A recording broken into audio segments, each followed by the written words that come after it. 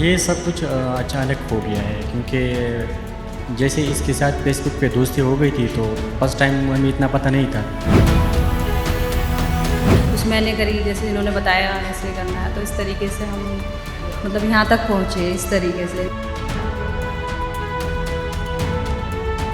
इससे बेटर मेरे बच्चों को कोई रख नहीं सकता है, और उनको मैं लेके आऊँगी किसी भी हासिल करके रहूँगी उनको मैं। नमस्कार, आप देख रहे हैं पीटीसी न्यूज उत्तर प्रदेश। मैं हूं आपके साथ मनप्रीत कौर। बात करेंगे पाकिस्तान और हिंदुस्तान की। पाकिस्तान के पूर्व प्रधानमंत्री इमरान खान को तोशाखाना मामले में 3 साल की सजा हुई है, तो वहीं सनी देओल और अमीषा पटेल की पाकिस्तान और हिंदुस्तान पर बनी फिल्म गदर 2 को लेकर देश भर में उत्साह है। एडवांस टिकट्स की बम्पर ओपनिंग हुई है, तो वहीं पाकिस्तान से आई सीमा हैदर को गुजरात के कारोबारी ने नौकरी तक ऑफर की है और भारत से पाकिस्तान पहुंची अंजू वहां मौज कर रही है। उस पर लगातार तोहफों की बरसात हो रही है। आजकल सोशल मीडिया पर हिंदुस्तान और पाकिस्तान की खबरों का जोर है। सीमा हैदर अवैध तरह से नेपाल के रास्ते भारत में घुसी है, तो वहीं दूसरी ओर भारतीय मूल की अंजू पूरे वैध तरह से पाकिस्तान पहुंची है और नसरुल्लाह से निकाह भी कर लिया है, जिसके बाद एक वीडियो सामने आए हैं। हाल ही में अंजू ने पाकिस्तानी मीडिया को इंटरव्यू भी दिया है, जिसमें वो ये कहती नजर आ रही है कि वो हर हालत में भारत से अपने बच्चे पाकिस्तान लेकर जाएगी। इससे बेटर मेरे बच्चों को कोई रख नहीं सकता है। जो मैं समझती हूँ, जितना खुशी और जितनी केयरिंग मैं कर सकती हूँ, आज तक मेरे ख्याल से नहीं कर पाएगा। अब ये चाहे मैं एक माँ हूँ, इसलिए इस वजह से हो सकता है, और उनको मैं लेके आऊँगी किसी भी हासिल करके रहूँगी उनको मैं। वहीं ये सुनकर अंजू के पति अरविंद ने केस दर्ज करा दिया है। सर, क्या ये पूरा प्रकरण है और किन किन धाराओं में मामला दर्ज किया गया था? ये अंजू का जो पति है अरविंद, उसने एक रिपोर्ट हमें दिया है। उस रिपोर्ट में उसने एलिज किया है जो उसे इंड्यूस किया गया है पाकिस्तान आने के लिए, और पाकिस्तान बुला के उसके साथ शादी किया गया, डिस्पाइट नोइंग द फैक्ट जो वो शादीशुदा लड़की थी और उसके 2 बच्चे थे। साथ साथ वो ये भी बता रहा है जो उसे जब फोन कॉल पे थ्रेटन किया जा रहा है, और इस सारी चीज से उसके घर वाले को डिसरिप्यूट आया है।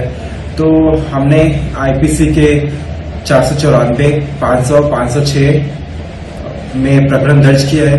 साथ साथ इसमें आईटी एक्ट 43/66 भी लगा है।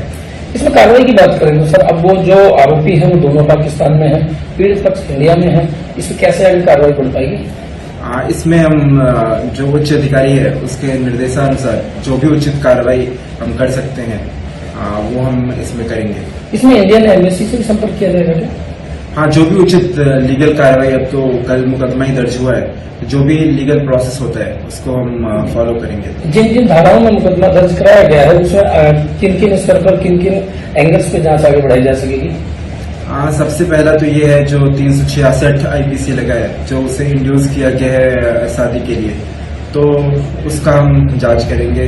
फिर उन्होंने बोला है जो उन्हें थ्रेट दिया गया, उसके बारे में जो भी एविडेंस अरविंद के पास होगा उसको हम फाइल पे लेंगे। तो जो भी सेक्शन लगा है उसके अकॉर्डिंग हम कार्रवाई करेंगे। एफआईआर में नसरुल्लाह का भी नाम शामिल है क्या?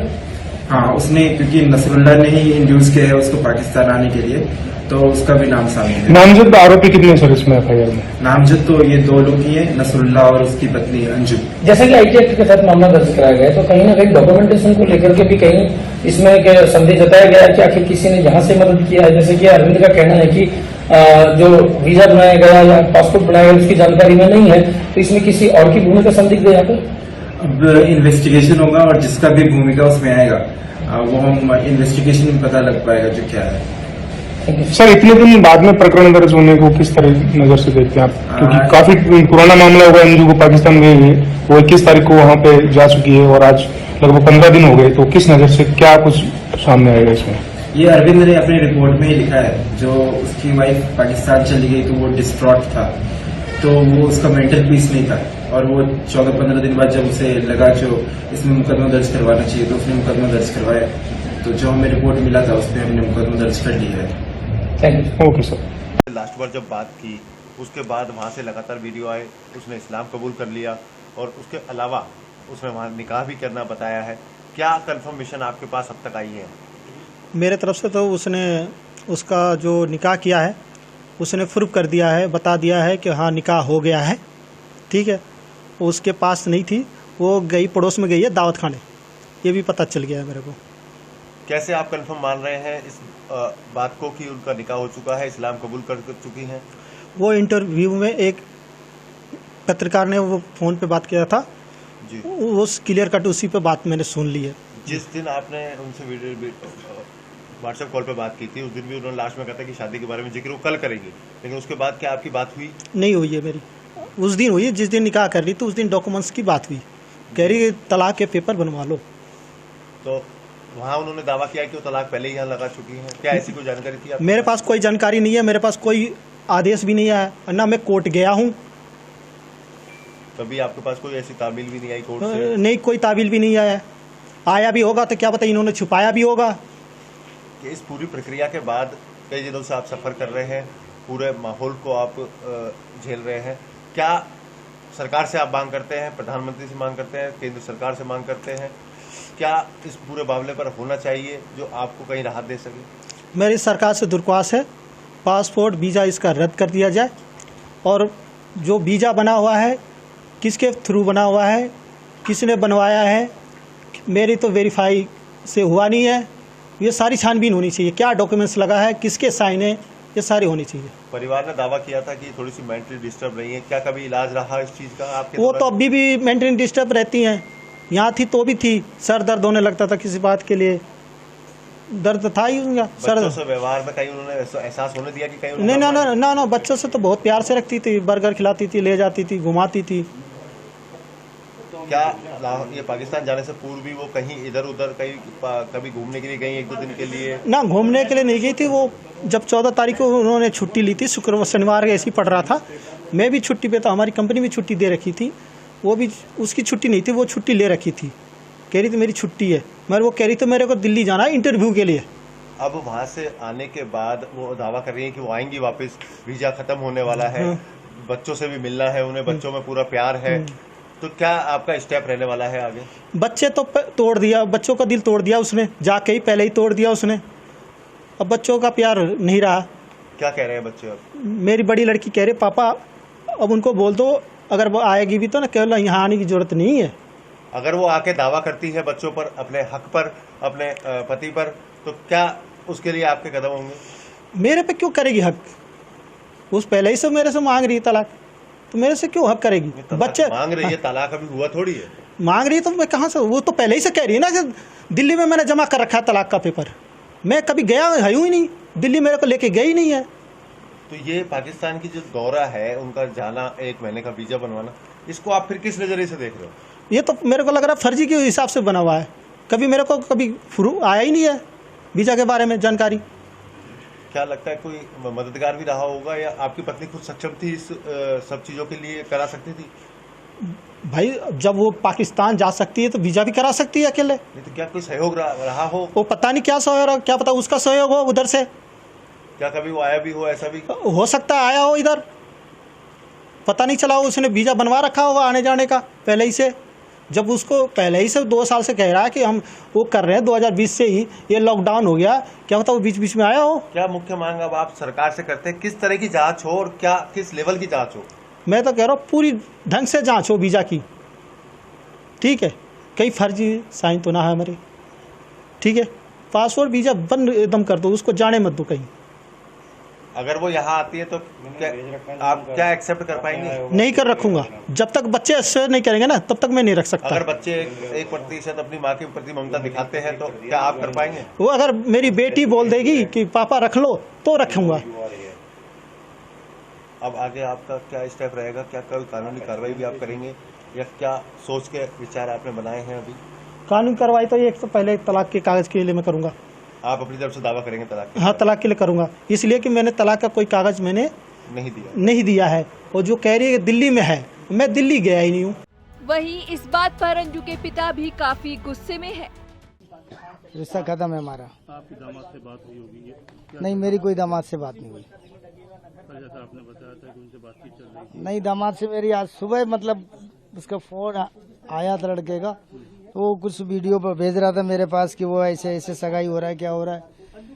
तो मैंने कहा बेटा मैं इसमें क्या कर सकता हूँ, जहाँ तुम हो वहाँ मैं हूँ, बस इतनी सी बात हुई थी। वीडियो उसने वहाँ से जारी करे हैं? कहाँ से? शादी करी उसने पाकिस्तान से वीडियो जारी की है, वो आपने देखे भी होंगे। हाँ, तो मैं क्या कर सकता हूँ इसमें? आप करे तो कर रही तो करने दो, अब कर रहे तो मैं क्या कर सकता हूँ उसमें? क्या पहले से कुछ ऐसा अंदेशा था आप लोगों को कि ऐसा कोई कदम उठा सकते? नहीं, मुझे तो कोई अंदेशा नहीं। मैंने कभी सपने में भी नहीं सोचा था कि ये हमारी बेटी खुद ऐसे कर सकती है। मुझे तो इस बहुत बड़ी बोलने में भी शर्म आ रही है इस बात को, क्योंकि हमारी बात नहीं है, ये पूरे भारत देश की बात है। ये इस तरीके से लड़कियां अगर करती हैं और ऐसे किया है, वो बहुत एक शर्मनाक बात है, एक शर्मसार होने वाली बात है। छोटे बच्चे भी हैं? 2 बच्चे हैं उसके, छोटे छोटे बच्चे हैं, एक बेटा एक बेटी है। कल आपने एक बात बताई थी, बच्ची सनक भी जाती है, सन के टाइप की है। वो तो अगर ऐसी नहीं होती तो फिर ऐसे कदम क्यों उठाता? वो मेंटलिटी उसकी ठीक नहीं है। वो जिसके मेंटलिटी गिरी हुई होती है, वो सनक टाइप की होती है, उसने मन में आ गया मुझे ये जो करना है तो करना है। उसके लिए आप कितना भी मना, मैंने कई बार मना किया, कोई कार्य के लिए मना किया तो वो नहीं मानता। हाँ करेगा, पर करेगा उसी को फिर। तो इसको मैं क्या कह सकते हैं, सनक टाइप का मतलब स्वभाव है। अब आपका क्या रिश्ता रहेगा उससे? नहीं, मेरा रिश्ता तो उसी दिन खत्म हो गया जिस दिन वो इधर से निकल गया, जिस दिन वो अपनी ससुराल से बाहर गया है बिना पूछ करके। और हमारे पत्नी को भी खबर नहीं है, हमारे किसी को खबर नहीं है। तो उसी दिन से हम इस बात से तो बहुत नाराज हैं कि अपने दोनों बच्चों को छोड़ के क्यों गया और ऐसा कदम क्यों उठाया। बहुत शर्मसार होने वाली बात है। मैं तो अपने आप को कोसता हूँ कि मैं ऐसी बेटी का बाप क्यों हुआ इस दुनिया में। मुझे तो इस बात से भी शर्म आ रही है? भारत से पाकिस्तान गई अंजू पर पाकिस्तान की सरकार काफी मेहरबान है। शहबाज सरकार ने अंजू का वीजा बढ़ा दिया है। अंजू का वीजा 20 अगस्त को खत्म हो रहा था, लेकिन अब वो बढ़ा दिया गया है। अपने इंटरव्यू में अंजू ने बताया कि वो कैसे नसरुल्लाह से फेसबुक पर मिली थी और कैसे कैसे दोस्ती आगे बढ़ी। इतना ही नहीं, अंजू पूरे इंटरव्यू में पाकिस्तान की तारीफ की कसीदे पढ़ती नजर आई। फिलहाल अंजू ने साफ कर दिया है कि उसने नसरुल्लाह से निकाह कर लिया है। वहीं एक कारोबारी ने अंजू को फ्लैट गिफ्ट में दिया है। अंजू को काफी सारे और भी तोहफे मिले हैं। ताल्लुक है और PSG ग्रुप, पाक स्टार ग्रुप ऑफ कंपनीज और पाक सिटी, इसका मैं मालिक हूँ। हम बुनियादी तौर पे ये जो काफ़ी दिनों से सोशल मीडिया के अंदर हमने देखा कि ये जो अंजू नाम की लड़की हैं, जो जिनका ये ससुराल है यहाँ पे जो आई हैं हिंदुस्तान से, और इनका जो नाम फातिमा भी जो नाम यहाँ पे इन्होंने इस्लामिक नाम रखा है, तो हम बुनियादी तौर पे इस खुशी के इजहार के साथ कि एक खातून एक मुल्क से वहाँ से ट्रैवल करती है, यहाँ पे आके इस्लाम को कबूल करती है और उसके बाद वो यहाँ पे आके अपनी ज़िंदगी गुजार रही है, तो हम इस खुशी के साथ उनको मुबारकबाद देने के लिए भी आए और इस्लाम के अंदर वेलकम करने के लिए भी आए। ये तरीक़ाकार बुनियादी तौर पे हमारे अकाबरीन बुजुर्गों का, हमारे अजदाद का है। पहले वक्तों में भी अगर कोई दीगर मज़ाहिब से कोई लोग मुसलमान होते थे तो उनको अप्रिशिएट करने के लिए हमारे आबा अजदाद ये काम करते थे। तो हमारी ये छोटी सी कोशिश थी कि हम जो अपने हिस्से का काम कर सकते हैं तो उसके लिए। दूसरा हमारा ये था कि जब कोई अदर कंट्री के अंदर जाता है तो सबसे बड़ा मसला उसके लिए घर का होता है, उसकी रिहाइश का होता है। तो चूंकि हमारा पाक सिटी जो है एक रियल स्टेट प्रोजेक्ट है हमारा, तो हमने ये समझा कि हम उसके अंदर इनको अकोमोडेट कर सकें। तो हमने एक छोटी सी काविश हमारे बोर्ड ऑफ डायरेक्टर्स के अप्रूवल है कि हमने 10 मरला का एक all dues clear ADC plot इनके नाम का, इनका डाटा सारा गूगल से हमने लिया, इनके नाम का बना के, तो वो आज हमने इनको यहाँ पे आके दिया। बाकी छोटे मोटे कुछ तोहफे हैं, एक चेक है, वो सिर्फ इसलिए कि हम इनके साथ जितना हेल्प कर सकें ताकि उनको ये एहसास ना हो कि इस्लाम कबूल करने के बाद उनको कोई मुश्किलात हैं, बल्कि इस पाकिस्तान को अपना घर समझें, इस खित्ते को अपना घर समझें। ये एक छोटी सी हमारी कोशिश थी, इसके लिए हमें यहाँ पे आना हुआ। बिल्कुल मैं यहाँ पे जब आया हूँ तो मुझे इस चीज़ का एहसास और इदराक हुआ है कि जो नसरुल्लाह और उनकी फैमिली है ये बहुत मुखलिस और बड़े अच्छे लोग हैं, लेकिन माली लिहाज से इनको यहाँ पे एक तो यह है कि अदर सोसाइटीज़, अदर इदारों को इनको बैकअप करना चाहिए, और बिलखुसूस जो ये बेचारे थोड़ा सा खौफ व हरास के शिकार भी हैं कि इनको स्टेट पॉइंट ऑफ व्यू से हुकूमती, इसमें कोई शक नहीं कि हमारी हुकूमत के ऊपर भी बहुत सारे प्रेशर होंगे, इदारों के ऊपर भी होंगे, लेकिन इस्लामिक पॉइंट ऑफ व्यू से इस्लाम के अंदर जब कोई दाखिल हो जाए तो उसका दिफा करना हमारा हक होता है, अवलीन तरजीह होती है। तो लिहाजा हुकूमत को भी इनको सपोर्ट करना चाहिए। और बाकी हमारे पाकिस्तान के अंदर ऐसे फिलहाल पाकिस्तान सरकार ने अंजू का वीजा बढ़ा दिया है, वहीं भारत आई सीमा हैदर को लेकर ATS की जांच अभी जारी है। हाल ही में आए इन दोनों मामलों ने सरकार, खुफिया विभाग, मीडिया सभी को सकते में डाल दिया है। Bureau report, PTC news, UP. फिलहाल इस बुलेटिन में इतना ही, दीजिए इजाजत, नमस्कार।